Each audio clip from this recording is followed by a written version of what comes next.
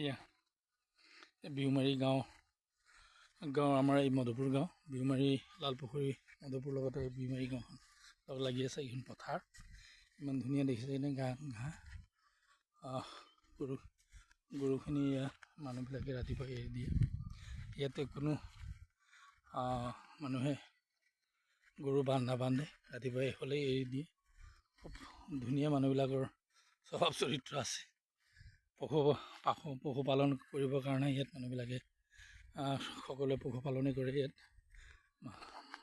ইয়াৰ ৰাইজে জনসাধাৰণে আৰু নিজে ৰাতিপুৱা হ'লেই কামলৈ ওলাই যায়। গৰুখিনি খুলি দিয়াৰ পিছত ইয়াত সকলোৱে দোকান বজাৰত নিৰ্ভৰ কৰি খায়। বাগান আছে, বাগান এয়া পথাৰখিনি এনেই খালী থাকে। বাৰিষা খৰালি ইয়াত কোনো খেতি নহয়। এই গৰুখিনিৰ কাৰণে ইয়াত এনেকৈ খালী ৰখা হৈছে। নিজৰ সেইখিনি ম্যাদী মাটি হয়। হ'লেও মানুহবিলাকে ইয়াত কৰ দি আছে, চৰকাৰক কৰ দি থকা স্বত্বেও ইয়াত কোনো খেতি বাতি নকৰে। এনেই পৰি আছে। মানুহৰ গৰু পালন হৈ আছে। মানুহে চবেই গৰু পোহে আৰু গৰুৰ অৱস্থাও নাই। ঘাঁহ যিহেতুকে ইমান জেগা কম, গৰু বেছি, সেইকাৰণে গৰুবিলাকৰ তেনেকৈ ভাল চেহেৰাও নাই। হ'লেও উপায় নাই, মানুহবিলাকে ইহঁতৰ মনৰ ভাৱ নিজৰ এইটো জনস্বাস্থ্য বিভাগৰ এইটো পানীৰ ব্যৱস্থা কৰি দিছে। এয়া পানী এনেই অপচয় হৈ পৰিছে। সেইকাৰণে মই পানীটো বন্ধ কৰিব আহিছোঁ, যাতে পানীটো অপচয় নহয়। কিয় পৃথিৱীত এতিয়া পানী খুব কম, বহুত তলৰ পৰা ওলাব লগা হৈ আছে।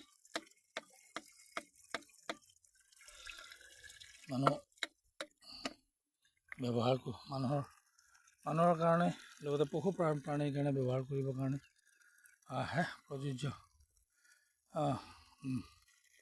যাতে পানীখিনি হওক, অযথা খেতি বাতিৰ কাৰণে বা অযথা পানীখিনি নষ্ট নহওক, সেইটো ভাবি চিন্তি পানীটো 240-45 ফুটৰ তলৰ পৰা 200-250 ফুটৰ তলৰ পৰা পানীটো উলিয়াই অনা হৈছে মেচিনৰ যোগেদি। কিন্তু পানীটো যদি আমি সদব্যৱহাৰ নকৰোঁ, তো পানীখিনি এনেই অপচয় হয়, তো কোনো কামৰ নহয়। যাই নহওক, এয়া খেতি অকণ কৰিছোঁ, যাতে ৰাইজৰ লগতে পশুপ্ৰাণীও ইয়াত খায়। ইয়াৰ যিখিনি মানুহে খোৱাৰ পিছত যিখিনি থাকিব ঘাঁহনি জংঘল, সেইখিনি পশুপ্ৰাণীৰ কাৰণে, গাই গৰু ছাগলী এইবিলাকৰ কাৰণে ইয়াতে হ'ব। সেইকাৰণে এই খেতিটো কৰা হৈছে। ইয়াত ঘাঁহ গজিছে, ইয়াত গোবৰ দি, একমাত্ৰ গোবৰ দি কৰিছোঁ, অৰ্গেনিক গোবৰ দি কৰা হৈছে। এনেধৰণে খেতি। তৰমুজ, ৰঙালাও লগতে গোমধান কৰিছোঁ খেতি। ইয়াত ছাগলীয়ে গৰুৱে খায়, অৱস্থাই নাই, খাবলৈ দিছোঁ। সিহঁতেও জীয়াই থাকিব লাগিব মানুহৰ লগতে, কিন্তু মানুহ জীয়াই নাথাকিলে সিহঁতেও জীয়াই নাথাকিব। সেইকাৰণে মানুহৰ কাৰণেও লাগে। সেইকাৰণে মই খেদিছোঁ, ছাগলী খেদিছোঁ। অহৰহ ইয়াত মানুহে কোনো যত্ন নকৰে, ৰাতিপুৱা হ'লেই খেদি দিয়ে। ইয়াতে কোনো আইনৰ ব্যৱস্থা নাই। মানুহবিলাকৰ কোনো নাই, ৰাতিপুৱা হ'লেই খেদি দিয়ে। যাৰে নষ্ট কৰক, খাওক, কোনো আপত্তি নাই। কিয়, সিহঁতেতো ইনকাম কৰি থাকে বাহিৰৰ পৰা, তো লোকৰ কি আহে যায়। নিজেই জীয়াই থাকিলে হ'ল, লোকে জীয়াই থাকক, মৰক, কোনো আপত্তি নাই। সেইকাৰণে চাগে এৰি দিয়ে ছাগলী গৰু। তাই নহয়, এয়া সকলোৰে কাৰণে, ৰাইজৰ কাৰণে, চবৰে কাৰণে এই খেতি কৰিছোঁ। খেতিটো ভাল হওক বুলি মই কামনা কৰিছোঁ, কিন্তু নহ'ল। যাতে চবেই খেতিটো দি সকলোৱে খাবলৈ পাওক এমুঠি বুলি ভাবোঁ, কিন্তু সেইমতে সেইধৰণে খেতি কৰিব সুযোগ পোৱা নাযায়। সকলোৱে ৰাইজে গৰু ছাগলী এৰি দি